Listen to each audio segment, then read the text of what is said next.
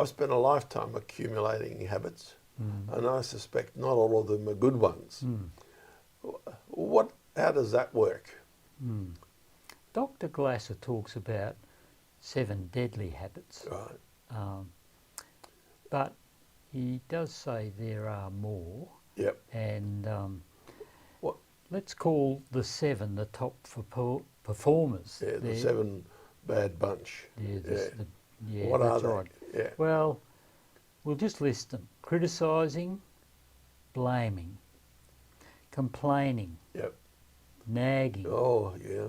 threatening, Yep. punishing, Yep. and bribing or rewarding to control. Yeah. Yeah. Let's have a look at the disconnecting habits, David.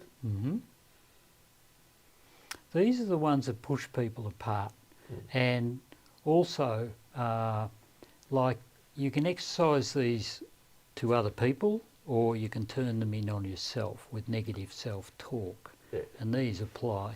Like criticising, it's like pouring acid on a situation. The words are cutting and they bite and they wear away.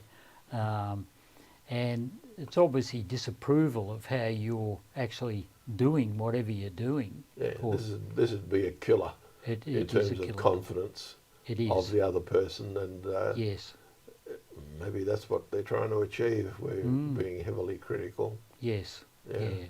And it can be to people we don't even know, like politicians or organisations, big companies, and they're put downs and they're often vilifying.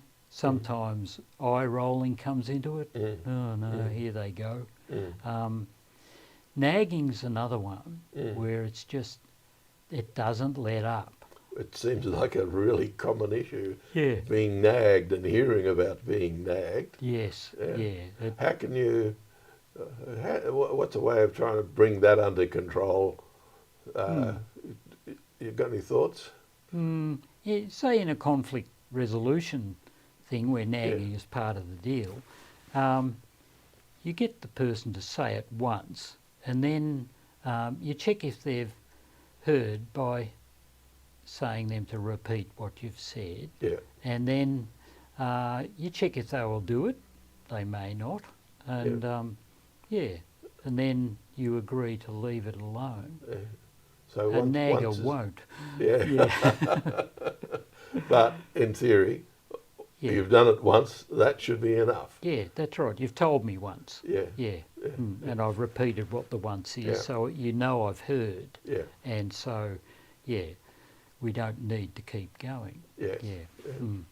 It's a bit like punishing is one way that this can happen, you know, and that can be the withdrawal of something from the other person. You punish them with that, you know. They're expecting something and they don't get it. You're punishing them. And an example, Stalin had 2 intelligence people come and told him that the Germans were at the border about to invade. Very serious stuff. What did Stalin do? He shot them.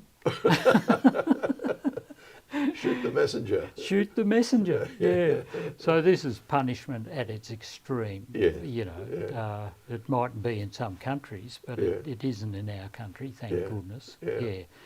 So, and punishment, the other thing is, say you're speeding, you get a fine. You're less likely to do it another time because the fines are pretty steep. So the punishment works in a very negative way, and it hurts you. But you're the one that's done the breaking of the speeding law. So, in an odd sort of way, you've chosen this to happen to you. The other one's complaining. It's a little like nagging. You express dissatisfaction or annoyance about something that someone's done, and you've complained to A about B, or you've just been negative about what the action is. So, and that, You do get complaining people, whinging people. Yes. It's an unpleasant thing to listen to because it's negative in tone and intent. Yeah. Then you've got bribing. Yeah, you can bribe involves someone. dollars? It can involve dollars, Yes. yeah, but Yep. it can involve, I'll share my lollies with you if you go and punch Johnny, you know.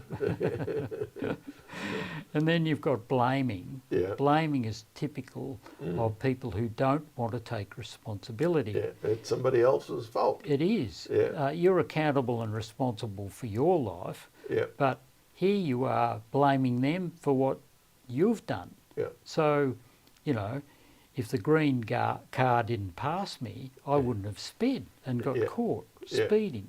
So you blame the other, but you were actually the driver. There's threatening. That's another way of pushing people apart. And it's using coercion and the threat of coercion, either physical, mental, emotional, financial, against someone. There was a kindergarten study that touched on this. Yeah. And what they had was a sand pit where kids played in and they built things. Yep. And what they noticed was, there's a certain bully who would take joy out of going and kicking over one that had just been made that was really good. Very upsetting to whoever built it.